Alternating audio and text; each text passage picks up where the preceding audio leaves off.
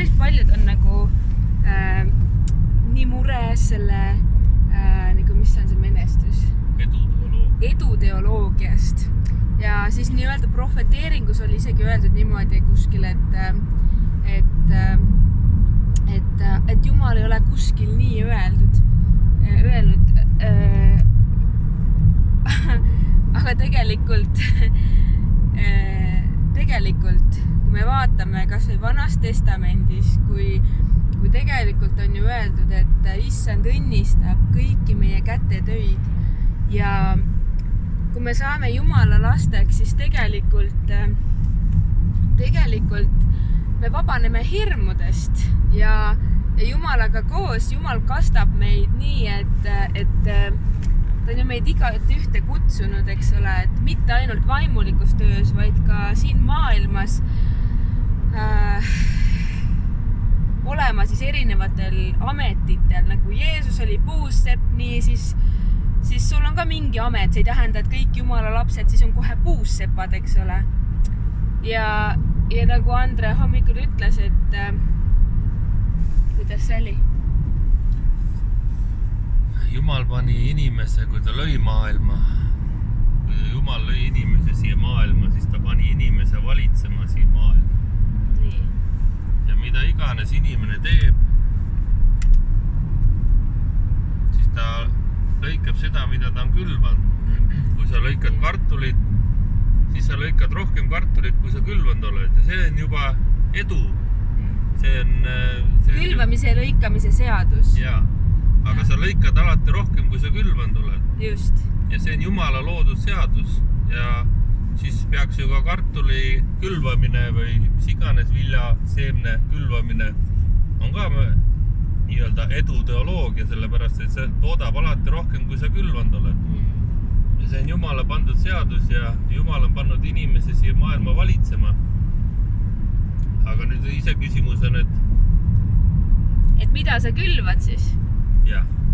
Kui sa ei külva, siis sa ka ei lõika ja sa ei ole edukas. Ja. Kui sa külvad, siis sa oled edukas, sest alati see külv toodab seda, mida sa oled külvanud. Ja alati mitmekordselt. Ja samas on ka küsimus, et mida keegi edukuse all mõtleb, et edukuse all mõeldakse kohe nagu raha, aga tegelikult edukus ei ole ju ainult raha, raha on lihtsalt vahend. Nii on. Jah, et raha on lihtsalt vahend. Et kui sa külvad enda ellu Jumala sõna, siis sa lõikad ka sellest seda vilja. Kui sa külvad ükskõik millesse sa fookuse paned ja isegi töö suhtes, et meid on ka kutsutud tööd hästi tegema, et kui sa teed tööd hästi, kui sa töötad nii nagu Jumalale, kui sa teed seda tööd nii nagu Jumalale, meid on kutsutud tegema nii, siis sa oled alati edukas. Siis sa oled edukas selles. Sellepärast, et Jumal on oma töödes alati olnud edukas. Ja. Kõik, mida ta on plaaninud, see on läinud edukalt täide. Kuigi isegi Jeesuse tulemine maailma oli edukas, sellepärast, et see viis täide selle, mida Jumal oli plaaninud. Isegi kui see tundus väliselt kaotus Jeesusele nii-öelda, et ta pidi surema, aga see oli ikkagi suur võit. Ja. See oligi võimas võit. Ja see oli edukas. Nii et Jumal on samamoodi, ta lõi maailma, kõik mida ta tegi, see oli hea. Ja kui ta lõi inimestes, see oli väga hea. Ja Jumal on väga edukas oma ettevõtmistes, samamoodi meie, Jumala lastena eriti. On see loomulik osa meil olla edukad. Mis ei tähenda seda, mõni paneb edukuse selle, et me ajame raha taga, vaid iga asi, mida me teeme, on edukas. Jaa. Näiteks 5. Moosese 28 peatükk räägib ju tegelikult sellest ja tegelikult see on nagu ka tänasesse päeva, et kui me oleme Jumala lapsed ja kui me oleme Jumala rahvas, appi, kes siin on? Okay. Kui me oleme Jumala rahvas ja Jumala õnnistatud, siis ta ütleb, et ta õnnistab su kätetööd, su viljaaidad on üle, eks ole, su leivaküna, su korvi, kõike. Et sul ei ole toidust puudust, et ta õnnistab kõike, mis on sinuga mingilgi viisil seotud, eks ole. Et loe 5. Moosese 28, eks ole. samamoodi on väga hea näide näiteks see, et kuidas Jumala arm ja Jumal oli koos Joosepiga, et ta visati kaevu ja teda taheti tappa ja siis ta jõudis siis, kus ta oli seal sinna Vaara juurde ja ta oli vangis ja ta oli orjane aga Jumal nagu õnnistas kõike, mis ta tegi, et see on just ka see Jumala lapsena, et sinu südame hoiak, et ükskõik mis olukorras sa oled, et ükskõik mis töökohas sa oled, ükskõik mis positsioonis oled, et sa teed seda, nagu sa teeksid Jumalale, ehk siis annad oma parima. Sa annad oma parima, eks ole, oma ülemustele ja need, kes sinu üle valitsevad, et me ei nurise, vaid me anname oma parima, eks ole. Ja kui sa annad oma parima, siis paraku sa hakkad õitsema. Sa oled loodud õitsema tegelikult. See on teine asi, kui sa oled oma kriitilises meeles ja virised ja teed oma tööd lohakalt ja üritad petta. Kas sa Jumalale ka teeksid tööd niimoodi? Ei teeks ju. Meid on kutsutud ükskõik mis töökohal või isegi ükskõik mis teenistuses või ükskõik mis positsioonis oleme, isegi kas või lapse vanematena või mis iganes, et me teeme kõike nagu Jumalale ehk me anname oma parima. Samamoodi nagu Jeesus ütles, et kes on ustav pisuks, siis see pannakse suurema üle ja tegelikult see on ka edukus, sest kui sa oled siis pannakse millegi suurema üle, mis on ju, sa kasvad väiksest suuremasse, see on ka edu. Et see piibel on täis nii-öelda edukaid lugusid, mis... Kus Jumal võtab mitte midagi ja teeb sellest midagi, kus ta paneb asjad kasvama, kus ta ülendab, kus ta õnnistab, et Jumal on õnnistaja, et ma ei tea, kes see niimoodi väidab, et mingi eduteoloogia ja kõik see ongi edu. Hingede pääste, siis see rõõm, mis sellest tuleb, siis see vabadus, hingevabadus, rahu, mis sellest tuleb ja tegelikult ka väga paljud inimesed on seotud oma hirmudes üldse. Nad ei ela seda potentsiaali välja, mida Jumal on tegelikult mõelnud neid elama. Ja Jumal on pannud inimese valitsema selle maa üle, nende loomade, lindude ja kõige üle harima seda maad, eks ole, et Jumal on teinud kõik hästi. Et kuulge, palun, lugege rohkem piiblit, tervet piiblit, ärge võtke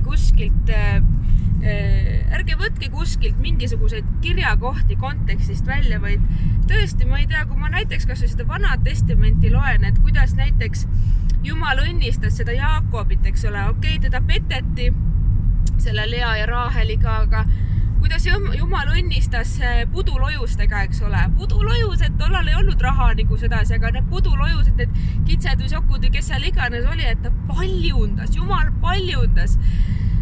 Et me oleme tegelikult ju kutsutud ka eeskujuks ja samamoodi on see, et ütelge mulle, kuidas kogudused või asjad üldse püsti seisaksid, et raha on vahend.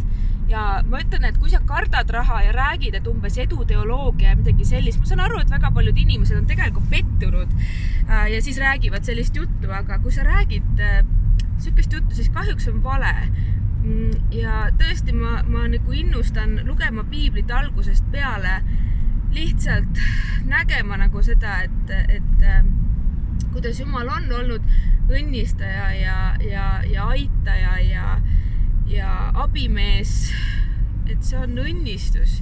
Ja see ei tähenda seda, et me ei lähe inimestena läbi kitsaskohtadest ja olukordadest, mis meile ei meeldi.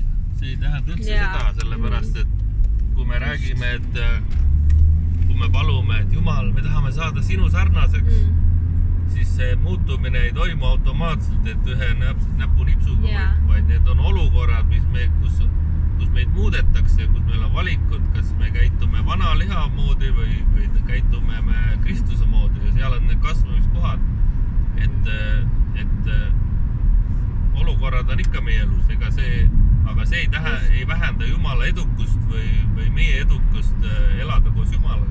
Aga samas on siiski ka läbi katsuda meie süda, et kui me oleme Jumala juures, et see, et me oleme, et see õnne, see rõõm ja rahu täidab meie südant, et kuidas meiega käitume igas olukordades, et me ei ripu nagu selles kinni, vaid sa oled õnnelik vaesuses, oled õnnelik rikkuses. Mina olen mõlemad kogenud.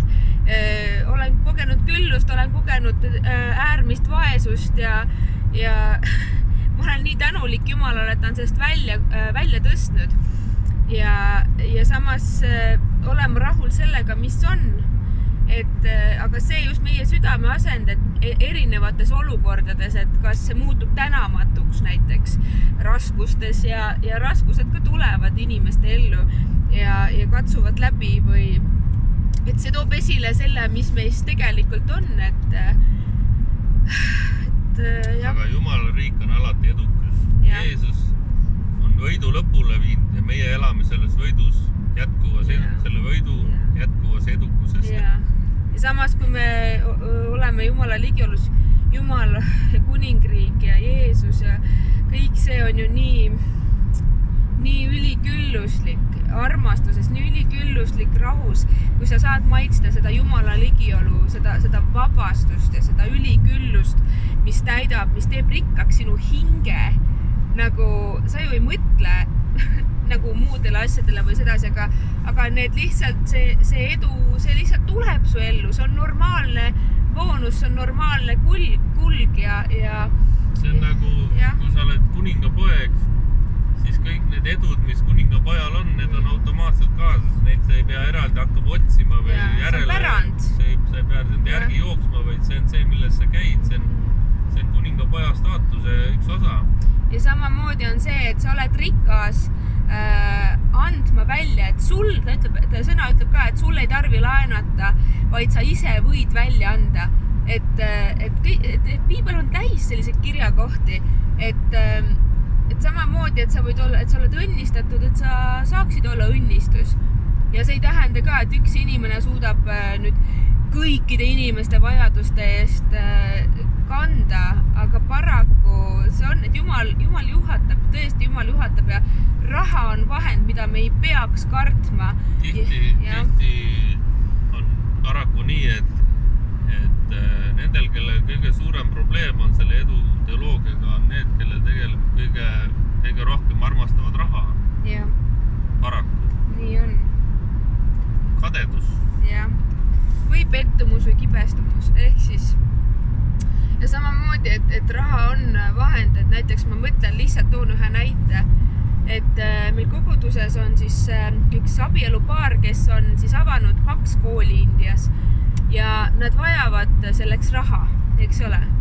Ja nad on ise kõik andnud, teevad tööd selle nimel ja samamoodi me kogudusena toetame neid selles. Ja ma näen päris tihti neid videosid, nad postitavad, kuidas nad korjavad Indiast neid lapsi, kes pole kunagi koolis olnud. Nad annavad täiesti uue tuleviku, uue lootuse.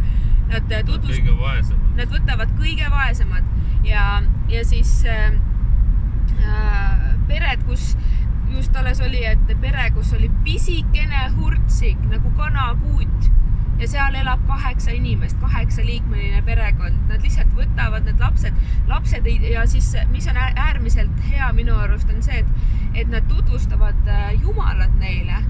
Päev algab ülistamise ja palvetamisega ja nad kasvatavad Jumala armeed ja nad külvavad nendesse armastust ja nad annavad neile toitud. Väga paljudele lastele ongi see ainukesed toidukorrad, mis nad koolis saavad ja nad on tavaliselt esmaspäevast reedeni seal ja siis laupäeval lapsed peaks tagasi koju minema.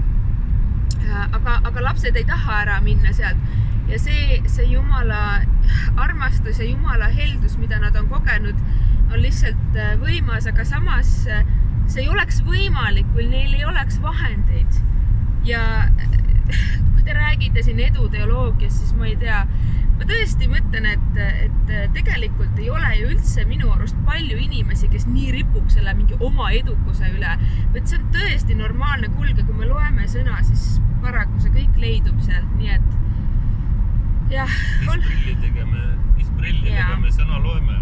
Ja, mis prillidega sõna loeme ja mis kogemustega me sõna loeme, et ma ei tea, kui sind sellised asjad nagu häirivad ja sa mõnitades ja üleolevalt hakkad siin mingi mingi eduteoloogiaks midagi nimetame ja selliseid profeteeringuid ma absoluutselt ei usu isegi mitte.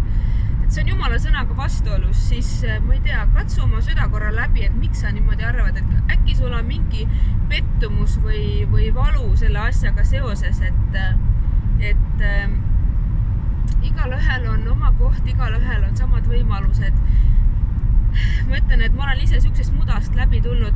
Ma arvasin, et ma tõesti, kui ma usule tulin, et kui sain profeteeringut, Jumal tõstab üles ja teeb edukaks, et ta õnnistab sind, et sa võiksid olla õnnistuseks. Ma ei uskunud seda, sest minu minevik, mis oli, ma mõtlesin, et ma olen loll kui lauajalg päriselt ja minu minevikus mul ei olnud mingit sellist erilist suurt haridust ega midagi. Aga tead, Jumal tõstis ühest kohast teise, nagu Joosepit.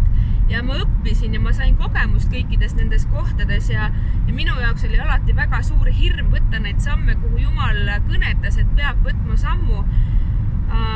Kas või isegi näiteks firma juht olla, et ma kartsin nii väga seda ja lihtsalt väga tihti on minu jaoks olnud see, kus ma panen silmad kinni ja võtan Jumalal käest ja lihtsalt astun edasi.